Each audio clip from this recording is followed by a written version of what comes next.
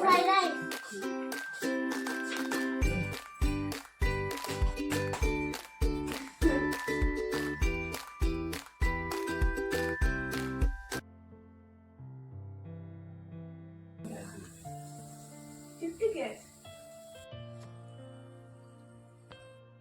সবাইকে জানাই সংক্রান্তির অনেক অনেক শুভেচ্ছা।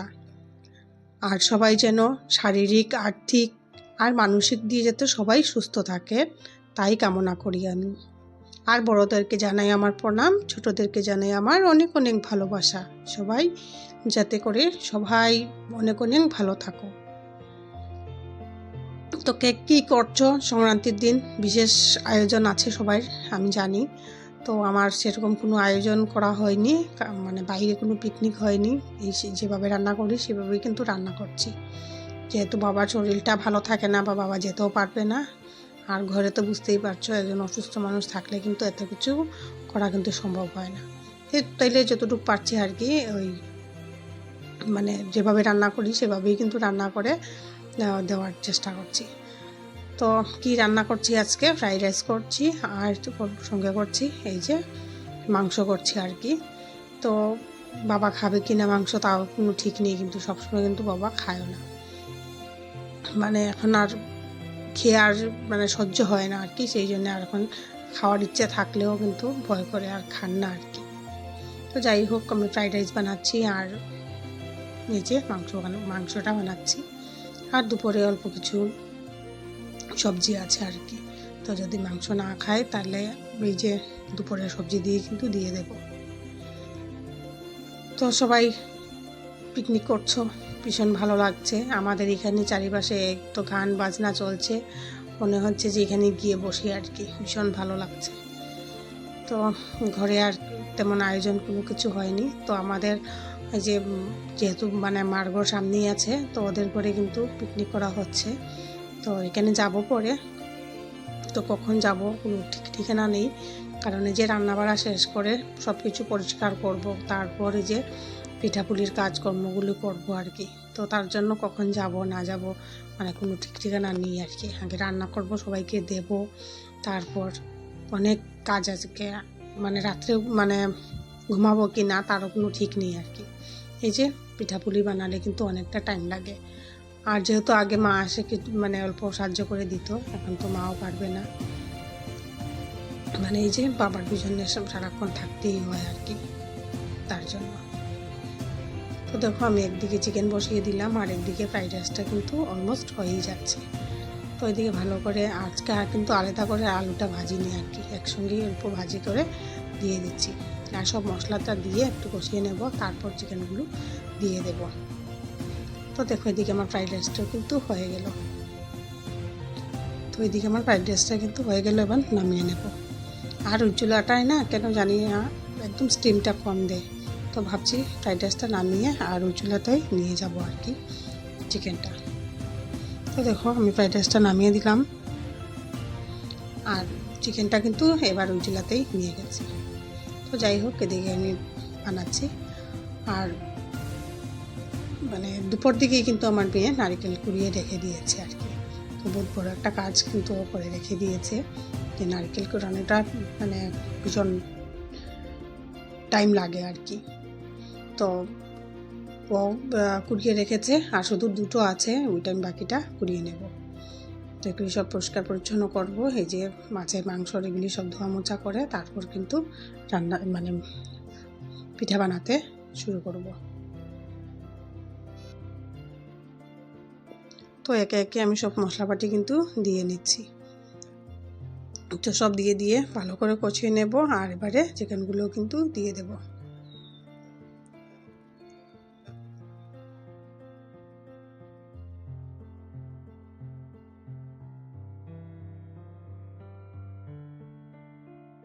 ঝরে গেছে।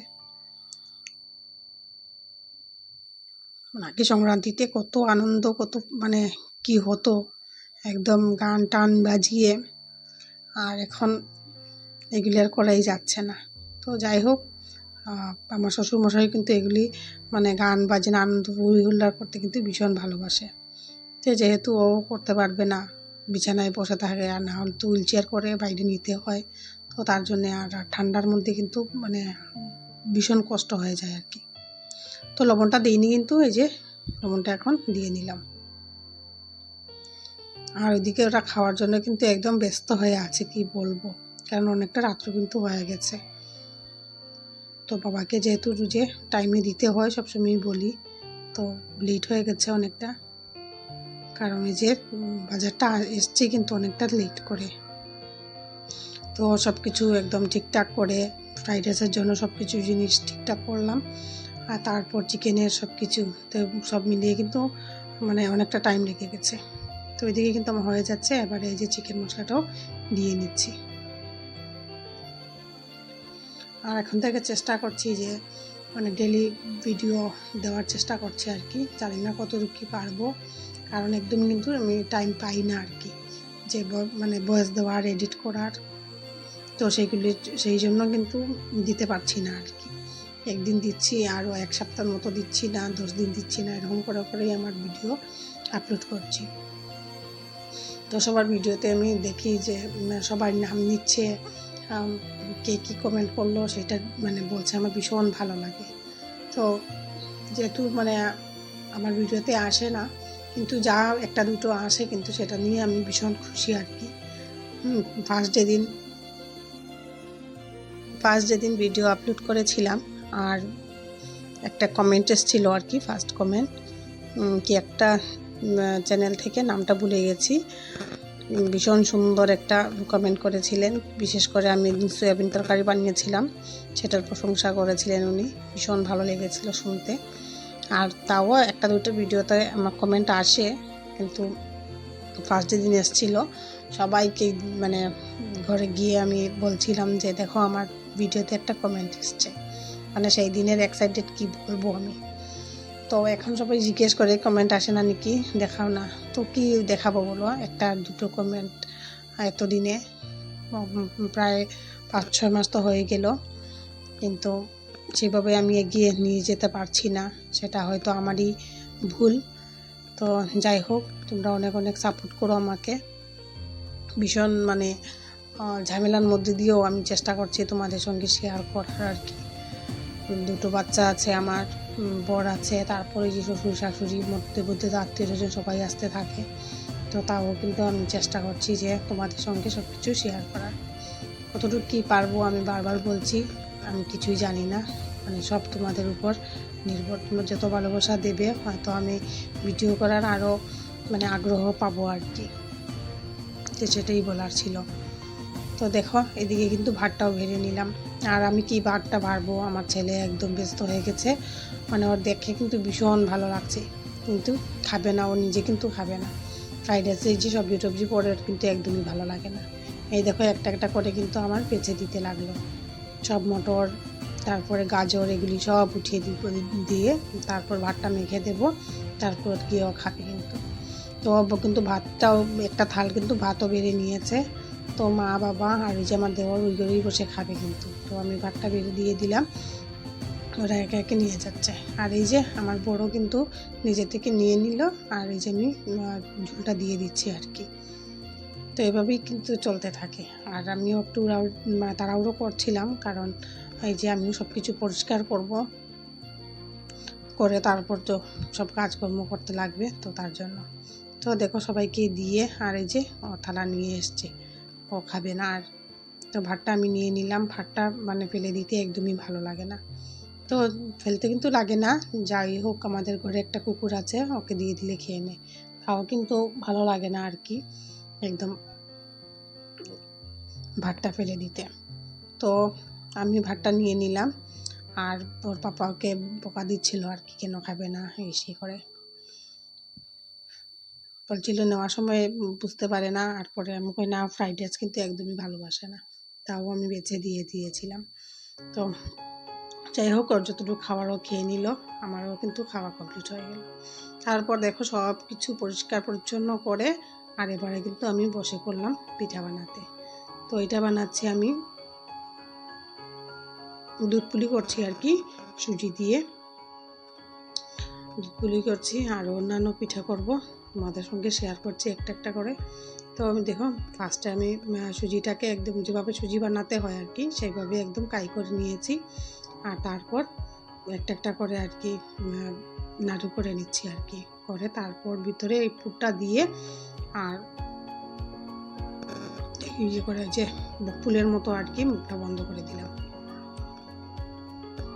তো কে কী নামে বলো জানি না, আমরা এখানে এটাকে মানে দুধে দিয়ে যেহেতু দিয়ে বানাই তো সেই জন্য দুধ পুলি বলে থাকি আমরা, দুধের পিঠা আর কি। তো দেখো একে একে আমি সব ওইভাবেই করে নিচ্ছি।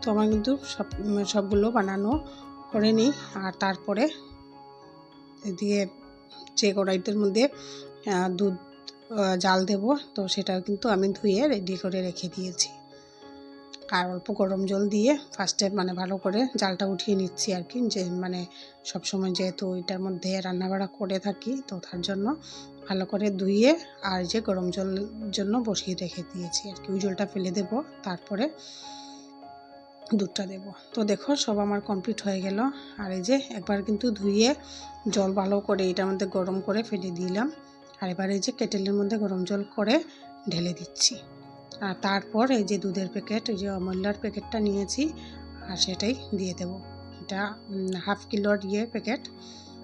তো আমি দিয়ে দিলাম ভালো করে, এবার জালটা উঠে যাক, তারপরে আমি মানে এই যে পিঠাগুলো যেগুলি বানিয়ে রেখেছি সেগুলি একে একে দিয়ে দেব।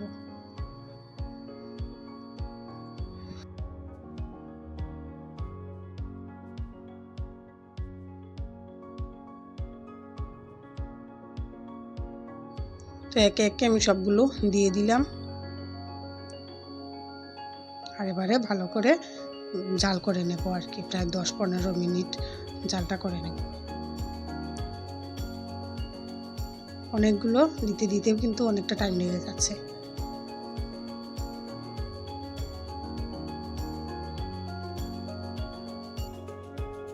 তো আমার দেওয়া কমপ্লিট হয়ে গেল, আর এবারে 1 চামচ ঘিও দিয়ে দিলাম।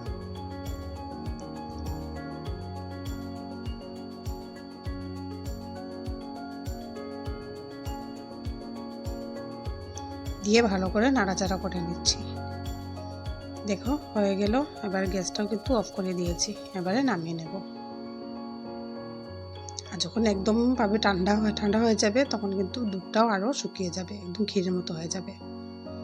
আর বানালাম এই যে, ও আমার ছেলে কিন্তু দিচ্ছে একটা দুটোর মধ্যে, ও দেবে কি বলবো, সব কাজের মধ্যে কিন্তু ওর থাকতে হয়, ওর ভীষণ ভালো লাগে। আর এই যে মালপা পিঠা করছি,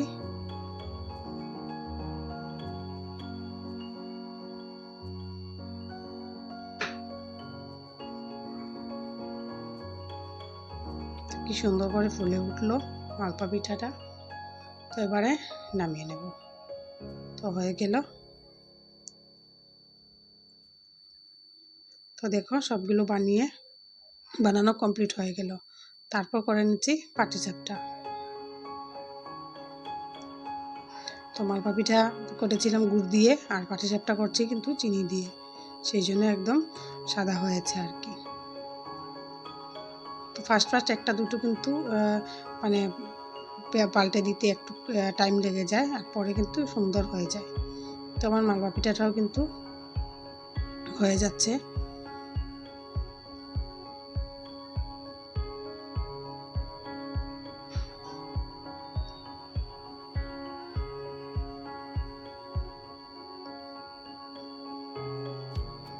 মানে কি বলবো, এত টাইম লেগে যায় এগুলি পিঠাপুলি বানাতে, আর বাসনপত্র কিভাবে নোংরা হয়ে রয়েছে কি বলবো। একটার মধ্যে এই যে দুধ পুলির এগুলি মাখলাম, তারপর এই মালপার এগুলো, এখন পাটিসাপটার এগুলো, তো একে একে এত বেশি বাসনপত্র জমেছে, ভাবছি যে কখন করবো আর কখন শুতে যাব। তো আমার কমপ্লিট হয়ে গেল, শেষ হয়ে গেছে আমার বানানো।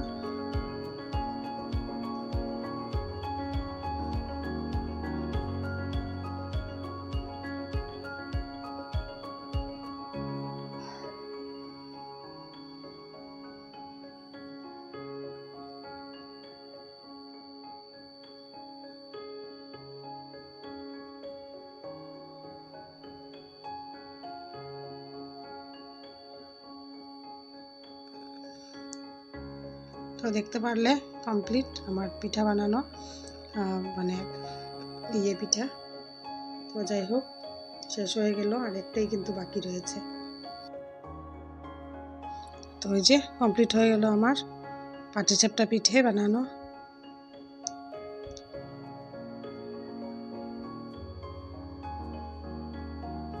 ভীষণ সুন্দর হয়েছিল দেখতে, আর খেতেও কিন্তু ভীষণ ভালো হয়েছিল।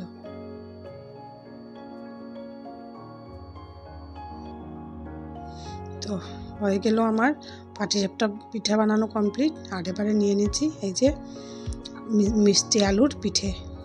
তো দেখো, কয়েকটা আমি এইভাবে সুন্দর করে চপের ডিজাইন দিয়ে দিলাম আর কি, চপের যে শেপটা হয়, আর দিয়ে ভেজে নিচ্ছি। আর এদিকে আমি এই যে শিরাটাও বানিয়ে রেখে দিয়েছি আর কি গুড়ের। তো দেখো, ভাজাটা আমার কমপ্লিট হয়ে গেল, কি সুন্দর হয়েছে দেখতে। আর এবারে এই যে চাশনিটা বানিয়ে রেখেছি আর কি গুড়ের, তো সেটার মধ্যে তো এইভাবে আমি একে একে বানাবো, আর এই যে চাশনিটার মধ্যে দিয়ে দেবো। তো আজকের মতো এই পর্যন্তই বন্ধুরা, দেখা হবে নেক্সট আরেকটি ভিডিওতে। তো তখন ভালো থাকবে।